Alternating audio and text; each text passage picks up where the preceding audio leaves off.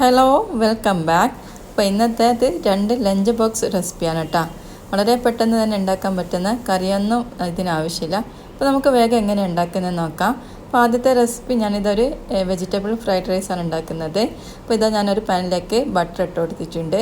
Butter ഒന്ന് മെൽട്ടായി കഴിഞ്ഞാൽ ചെറിയൊരു കഷ്ണം ക്യാരറ്റ് ഇങ്ങനെ നീളത്തിലരിഞ്ഞത് ഇട്ട് കൊടുത്തിട്ടുണ്ട് കേട്ടോ.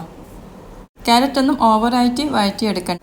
പിന്നെ 2 ബീൻസ് ഇങ്ങനെ നീളത്തിലരിഞ്ഞതും കൂടി ഇട്ട് കൊടുക്കുന്നുണ്ട്. അപ്പോൾ ഇതൊക്കെ നിങ്ങൾ കുട്ടികളുടെ ഇഷ്ടത്തിനനുസരിച്ചിട്ടുള്ള ഇത് ക്വാണ്ടിറ്റിയിൽ ഇട്ട് കൊടുക്കുക കേട്ടോ.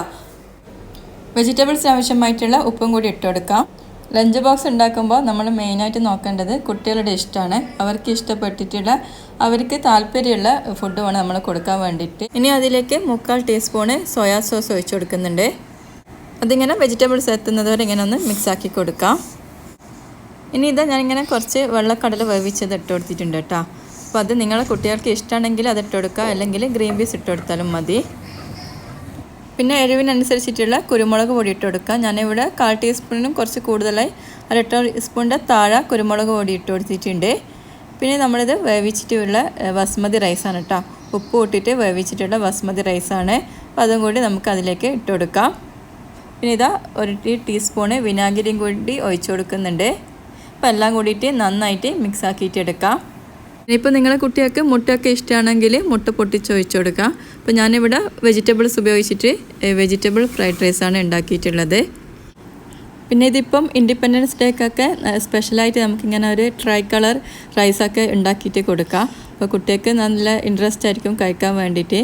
ഫ്രണ്ട്സിൻ്റെ മുമ്പിലൊക്കെ കാണുമ്പം നല്ല ഉണ്ടാവും. അപ്പോൾ ഒന്ന് ട്രൈ ചെയ്ത് നോക്കാം. പിന്നെ ലാസ്റ്റായിട്ട് ഞാനിതാ ക്യാപ്സിക്കം ഇട്ട് കൊടുക്കുന്നുണ്ട്. അപ്പോൾ ക്യാപ്സിക്കം ഓവർ കുക്കായിട്ട് ഇവിടെ ഇഷ്ടമില്ല കേട്ടോ. അപ്പോൾ അതുകൊണ്ടാണ് ഞാൻ ലാസ്റ്റ് ചേർത്തിട്ടുള്ളത്. അപ്പോൾ അതും കൂടി നമുക്ക് ഇതിൻ്റെ മിക്സാക്കി കൊടുക്കാം. ക്യാപ്സിക്കം ലാസ്റ്റ് ചേർക്കുന്നില്ലെങ്കിൽ നമ്മൾ ഫസ്റ്റ് ക്യാരറ്റൊക്കെ വഴറ്റുന്ന ടൈമിൽ ചേർത്താലും മതി. അപ്പോൾ നമുക്കൊന്ന് സ്റ്റവ് ഓഫാക്കിയിട്ട് അടച്ചു വെക്കാം. ഇതാ നല്ല ടേസ്റ്റി ആയിട്ടുള്ള ഈസി ആയിട്ടുള്ള ഫ്രൈഡ് റൈസ് ഇവിടെ റെഡി ആയിട്ടുണ്ട്. എന്തായാലും ഒന്ന് ട്രൈ ചെയ്ത് നോക്കുക. കുട്ടികൾക്കൊക്കെ എന്തായാലും വളരെ ഇഷ്ടമാവും. പിന്നെ നിങ്ങൾക്ക് രാത്രിയെല്ലാം ഇങ്ങനെ റൈസ് കുക്ക് ചെയ്തിട്ട് ഫ്രിഡ്ജിൽ വെച്ചാൽ രാവിലെ നമുക്ക് പെട്ടെന്ന് തന്നെ ഉണ്ടാക്കിയിട്ട് കൊടുക്കാം. അപ്പോൾ ഇത് ഓഫീസിലോ അല്ലെങ്കിൽ സ്കൂളിലോ എല്ലാം ഒന്ന് പോകുമ്പോൾ ഒന്ന് ട്രൈ ചെയ്ത് നോക്കുക. ഇത് നല്ല ഡ്രൈ കളറായിട്ടുള്ള റൈസാണ്. അപ്പോൾ എല്ലാവരും ഒന്ന് ട്രൈ ചെയ്ത് നോക്കിയിട്ട് ഫീഡ്ബാക്ക് കമൻറ്റ് ബോക്സിൽ അറിയിക്കുക. അപ്പോൾ അടുത്തതായിട്ട് ഇതാ ഒരു പാൻ വെച്ചിട്ടുണ്ട്. അതിലേക്ക് കുറച്ച് വെളിച്ചെണ്ണ ഒഴിച്ച് കൊടുത്തിട്ട് ഒരു വലിയൊരു സവാള ഇങ്ങനെ കട്ട് ചെയ്തിട്ട് ഇട്ട് കൊടുക്കുന്നുണ്ട് കേട്ടോ. ഇനി നന്നായിട്ടൊന്ന് വഴറ്റിയെടുക്കണം. സവാള നന്നായിട്ട് വഴന്ന് വരണേ. പെട്ടെന്ന് തന്നെ വഴന്ന് വരാൻ വേണ്ടിയിട്ട് ആവശ്യത്തിനുള്ള ഉപ്പിട്ട് കൊടുക്കുന്നുണ്ട്. പച്ചമുളക് കട്ട് ചെയ്തിട്ട് ഇട്ട് കൊടുക്കുന്നുണ്ട്. അപ്പോൾ എരിവിനനുസരിച്ചിട്ടുള്ള പച്ചമുളക് നിങ്ങൾ ഇട്ടെടുക്കുക. ചെറിയ കുട്ടികളൊക്കെ ആണെങ്കിൽ പച്ചമുളക് ഒഴിവാക്കാം. പിന്നെ ഇതാ ഒരു വലിയ തക്കാളി ഇങ്ങനെ നീളത്തിലരിഞ്ഞത് ഇട്ട് കൊടുക്കുന്നുണ്ട്. തക്കാളി കുറച്ച് കൂടുതൽ വേണം കേട്ടോ, എന്നാലാണ് ഈ ചോറിന് ടേസ്റ്റ് ഉണ്ടാവുള്ളൂ. അപ്പോൾ അതും നന്നായിട്ടൊന്ന് വഴറ്റിയെടുക്കണം.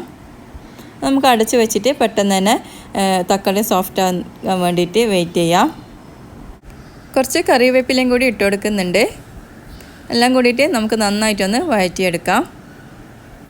ഇനി ഫ്ലെയിം സിമ്മിലാക്കിയിട്ട് നമുക്ക് 1/4 ടീസ്പൂണ് മഞ്ഞൾപ്പൊടിയും ഒരു 1/2 ടീസ്പൂണിനടുത്ത് മുളക് പൊടിയും പിന്നെ കുറച്ച് മല്ലിപ്പൊടി ഒരു 1/4 ടീസ്പൂണ് മല്ലിപ്പൊടിയും 1/4 ടീസ്പൂണിനടുത്ത് ചിക്കൻ മസാല ഇട്ട് കൊടുക്കുന്നുണ്ട്.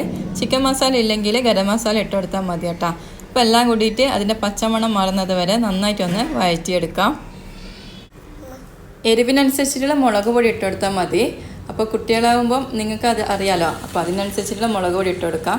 പിന്നെ ഞാനിതാ വേവിച്ചിട്ടുള്ള ചോറ് ഇട്ട് കൊടുക്കുന്നുണ്ട്. അപ്പോൾ ഇത് നമ്മുടെ സാധാ പൊന്നി അരിൻ്റെ ചോറാണ് കേട്ടോ. അതാണ് ഇട്ട് കൊടുത്തിട്ടുള്ളത്. ഉപ്പിട്ടിട്ട് വേവിച്ചിട്ടുള്ള പൊന്നി അരിൻ്റെ ചോറ് 2 കപ്പ് ഇട്ട് കൊടുത്തിട്ടുണ്ട്. അപ്പം അതെല്ലാം കൂടിയിട്ട് നന്നായിട്ടൊന്ന് മിക്സ് ആക്കിയിട്ട് എടുക്കാം. എല്ലാം കൂടി മിക്സാക്കി കഴിഞ്ഞാൽ ഇതാ ഈ ഒരു കളറ് കിട്ടണം കേട്ടോ.